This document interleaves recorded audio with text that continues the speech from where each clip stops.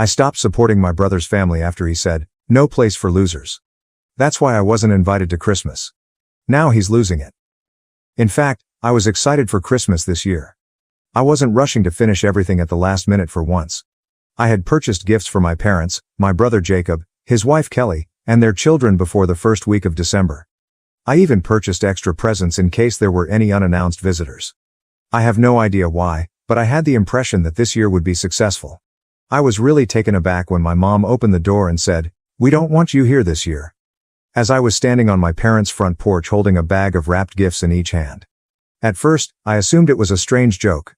I began to chuckle, but Jacob's voice interrupted her from behind. His words, "This is no place for losers. You're really starting to wear on all of us." I simply stood there and gazed at her. My dad was in the background, staring nervously everywhere except at me without saying a word. Despite her uneasy appearance, my mother didn't retreat. And Jacob was utterly arrogant. I had a flurry of feelings, including humiliation, rage, and perplexity. However, I managed to remain composed.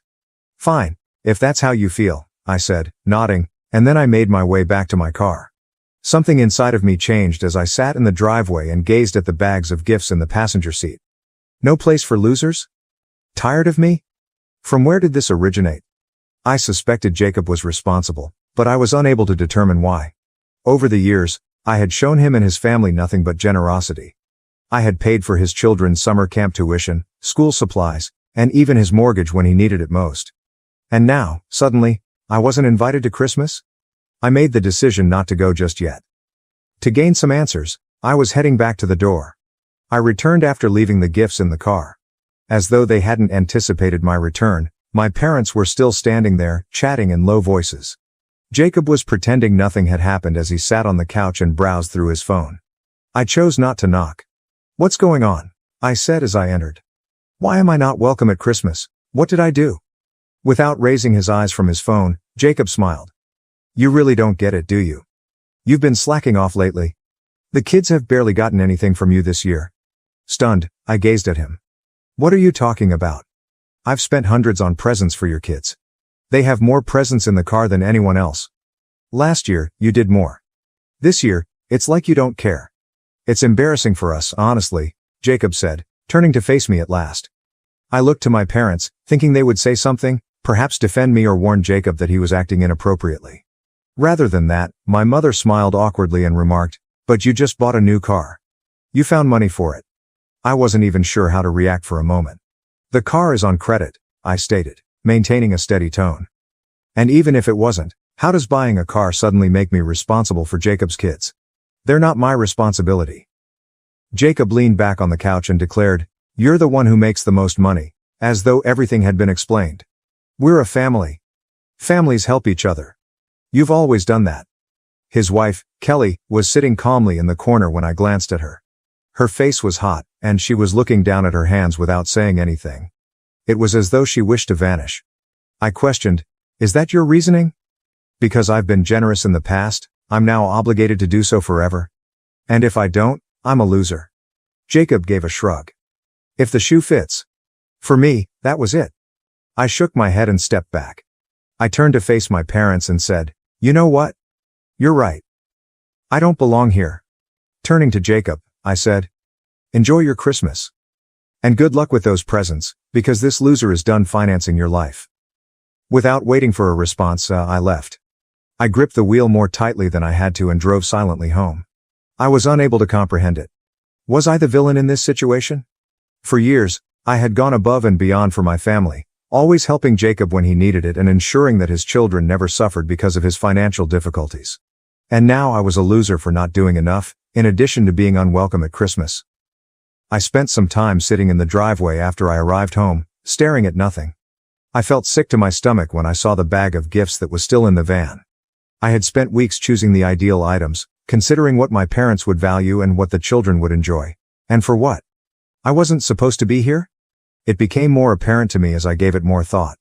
This went beyond Christmas and gifts.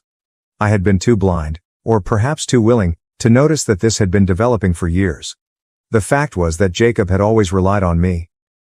He and Kelly had a difficult financial beginning to their marriage. He struggled to maintain a consistent job, And Kelly's part-time job hardly provided for their basic needs. With the assumption that it would only be for a short time, a few hundred here, a few hundred there, I volunteered to help. Once, when they were in danger of being evicted, I assisted with the rent. Later, when their second child was born, I helped with childcare. A little while became years, however. Jacob always called me first when he was having a bad day. To be honest, I always said yes because I cared for his kids, not because I had to. I didn't want to see my brother and his family suffer, and I didn't want them to be without. In retrospect, I saw that I had produced this dynamic. Jacob relied on me too easily because of me. It became entitlement somewhere along the line and ceased to be thankfulness. The final straw was being excluded from my own family's Christmas celebration tonight because I didn't do enough. I decided I was done when I woke up the following morning with more clarity. Don't help Jacob any longer. No more incessant presence to compensate for his inefficiency. He could decide for himself if he wanted his children to have the items I had given them. Making the choice wasn't simple. Not only would I lose my brother's financial support, but I would also jeopardize my connection with him, his kids, and possibly even my parents. However, I couldn't continue to be treated more like an ATM than a brother and son. They didn't contact me, and I didn't contact anyone. Perhaps they received the message, I thought. However, I should have known Jacob wouldn't take it so lightly. New Year's Eve was spent in complete silence. No texts, no phone calls, nothing. My parents, Jacob, and even Kelly didn't get back to me. I was all alone over the holidays for the first time in years. Although I didn't anticipate them contacting me, it was an odd sensation when midnight passed and my phone was still silent. I'll admit that I considered phoning, but every time I did, I thought of Jacob's sneer and his statement, "No place for losers." I had been the one keeping things together for years, and they had the gall to treat me as though I were disposable. I would give them distance if that was what they desired. I started to notice a change by the middle of January. Kelly has always been a reserved individual who shied away from confrontation. However, she unexpectedly texted me one evening. It was succinct and direct. "I just wanted to say I'm sorry. I don't agree with what happened. Jacob won't hear it from me, but I thought you should know." Unsure of how to react, I sat for a while looking at my phone. The fact that someone in the family recognized things for what they were was comforting, on the one hand. However, Kelly's apology suddenly seemed like too little, too late because she had not spoken that evening. At last, I responded, "I appreciate it, Kelly, but this isn't something I can just move on from." I didn't mind that she didn't continue the topic. The surprise visit. Then, in early February, Jacob unexpectedly arrived at my residence. When I heard the knock on the door, I was in the middle of a work meeting. I initially disregarded it as I wasn't expecting anyone. However, the knocking continued. Jacob was there when I eventually opened the door, and he looked more unkempt and irritated than I had ever seen him. Before I could stop him, he remarked, "We need to talk," and went inside. I folded my arms. "What's this about?" He was direct and concise. "You need to stop acting like this and start helping out again."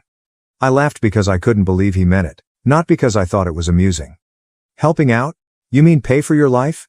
"I told you, I'm done with that." He gave me a scowl. "You're the one with the money. Do you know how hard it's been for us since you decided to act like this? The kids barely have what they need. Kelly's trying to keep it together, but we can't do it without your help." What I was hearing was unbelievable. Are you listening to yourself right now? You're a grown man, Jacob.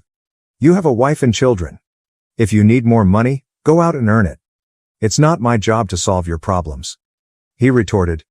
You've always helped before. Why are you being so selfish now? Selfish? I said again. You want to talk about being selfish? Let's talk about how you lied to our parents about me, turned them against me, and then banned me from Christmas because I didn't spend enough on your kids. And now you're here asking for more? You've got some nerve, Jacob. I interrupted him by raising a hand before he could say anything further. We're done here. I'm not giving you another dime, and I don't want to hear from you again until you figure out how to act like an adult. He glared at me as he stood there for a while before hurriedly leaving. I assumed that would be the last of it for a while once Jacob stormed out. He would grumble to my parents, but he would soon realize that I wouldn't give up. I was mistaken. I received a call from an unfamiliar number 2 days later. I wouldn't have answered normally, but I felt compelled to do so. Hello? A man's voice said. Is this Michael? Yeah, who's this? This is Mark Dawson. I'm a lawyer. I represent a client who has recently expressed concern about certain financial matters involving your family. Do you have a moment to discuss them? I went cold. An attorney? What are the financial issues? In an unduly courteous tone, he stated, I can't go into detail over the phone. But it involves financial contributions you've made to your brother Jacob and his family. Specifically, your use of those contributions. Would you be willing to come to my office for a discussion? I was at a loss for words. There were a lot of options in my head, but none of them were good. Had Jacob borrowed money under my name? Was he up to no good with my information? Or was this a last-ditch effort to scare me into handing him money once more? Who's your client? I inquired at last. There was a moment's silence. I'm afraid I can't disclose that right now, but I assure you, this is not a lawsuit against you. It's more of an investigation. I consented to a meeting against my better judgment. My curiosity overcame me, and I couldn't get rid of the impression that this was more than just Jacob being himself. The following day, I had no idea what to anticipate as I entered Mark Dawson's office. But he dropped a bombshell as soon as I sat down. He pushed a packet across the desk toward me and stated, Kelly is the client I'm representing. I was so surprised that I blinked. Kelly? Why would she need a lawyer? Mark studied me intently while folding his hands. She thinks Jacob's been using the money you've given him over the years inappropriately. She has reason to believe he's been hiding money, from her and from you. I felt sick to my stomach. Hiding money? What do you mean? Copies of bank statements, receipts, and what appeared to be screenshots of text messages were visible when he opened the folder. She suspects that Jacob has been taking your financial contributions and funneling them into a separate account. Based on what she found, he may have been using the money for gambling and other personal expenses instead of supporting his family. I gazed incredulously at the paperwork. You're saying all those times I helped him with bills, with his kids' school stuff, that money never went to them? Mark gave a serious nod. It seems that way. Kelly discovered this recently and came to me because she didn't know what to do. She didn't want to involve you at first, but given the circumstances, she thought you should know.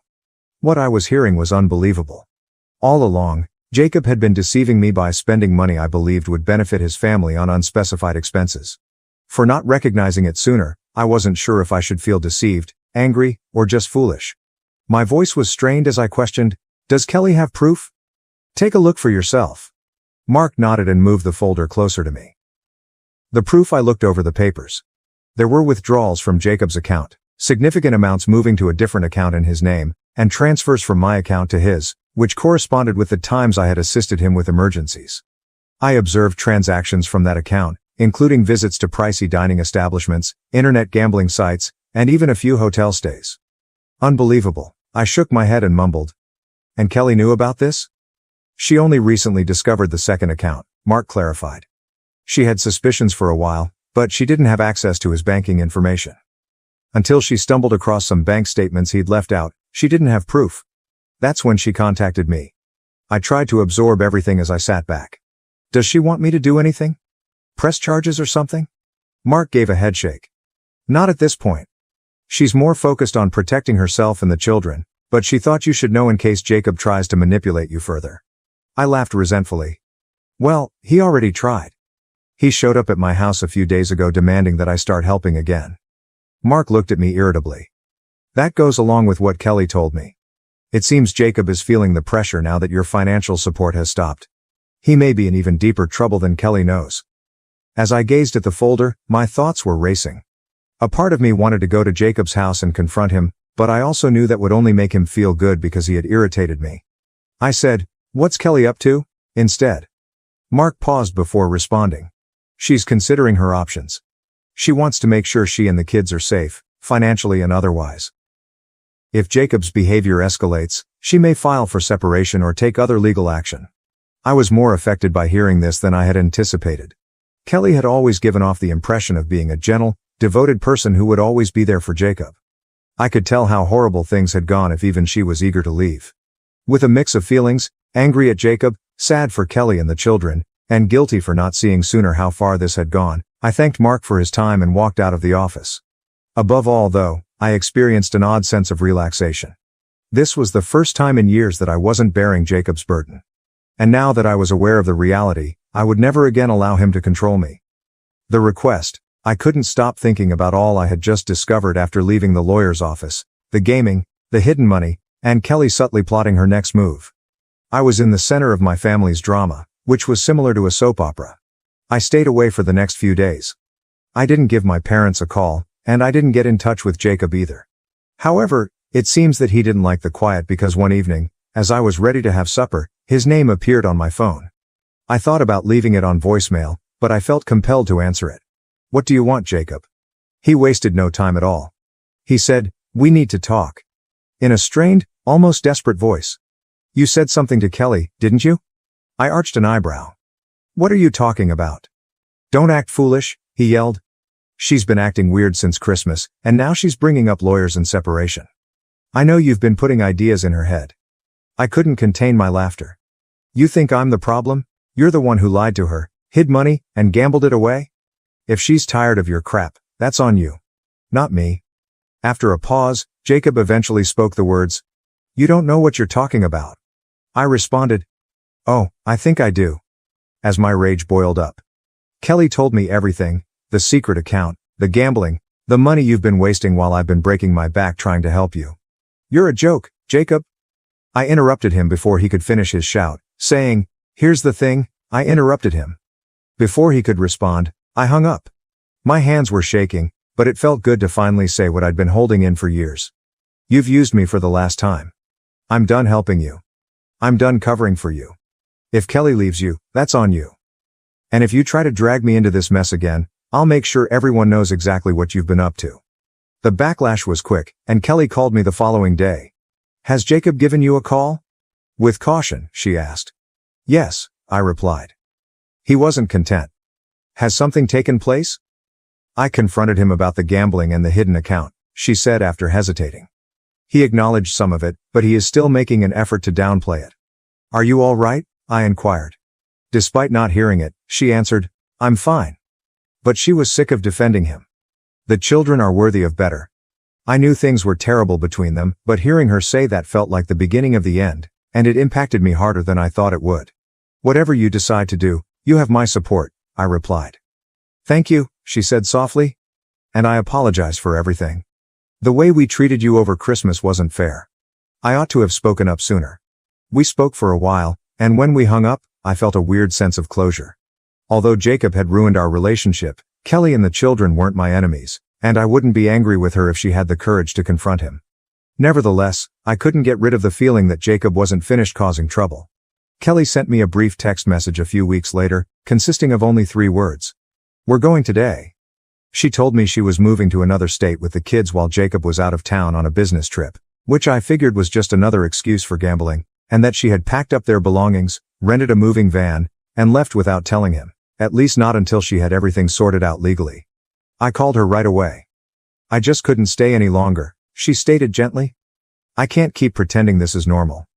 "What about everything, even the rent?" Sincerely interested in how she was doing, I inquired. "I was hoping you could help me with that, just for a little while," she said after a pause. "As much as I hate to ask." "Say no more," I said. "I'll take care of it."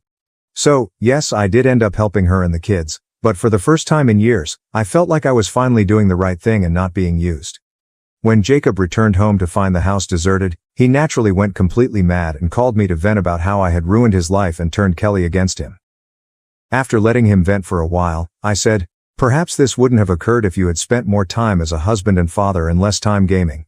I hung up after saying, "But hey, good luck with that.